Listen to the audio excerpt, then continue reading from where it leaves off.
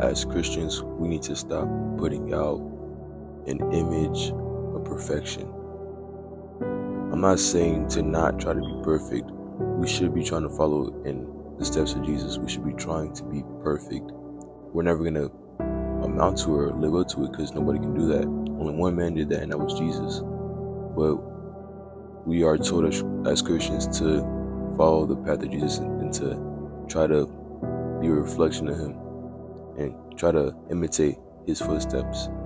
But the problem is whenever we try to put out this image that we're perfect and everything is going well, but in secret behind the covers, we're deep in sin, or we're stuck in addiction, or we're not really what we portray to be. And there's nothing wrong with that, That's why Jesus came, to free us from addiction, to free us from sin. And if you're having your struggle with it, then I'll pray for you. There's nothing wrong with that. But the problem is whenever you're trying to put out a image of just perfection. The main problem with this is that whenever an unbeliever sees a perfect Christian and they can tell that it's just a front, they can tell that it's just a makeup, a mask, that affects their faith. That affects how they see Christianity. They'll start seeing it as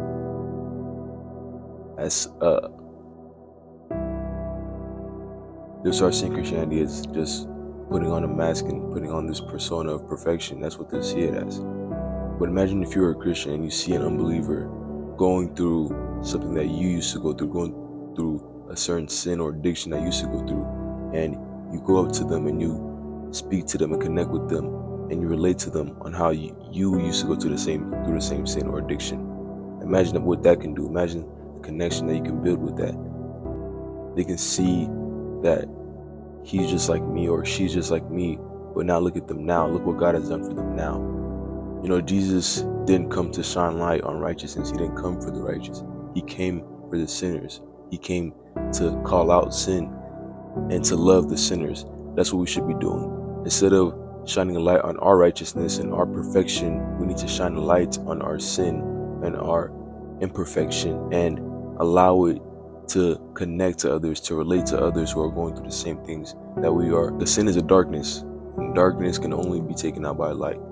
So instead of putting a spotlight on what's already light, which is righteousness, we need to put a spotlight on darkness, which is sin. That's the only way we can call out sin.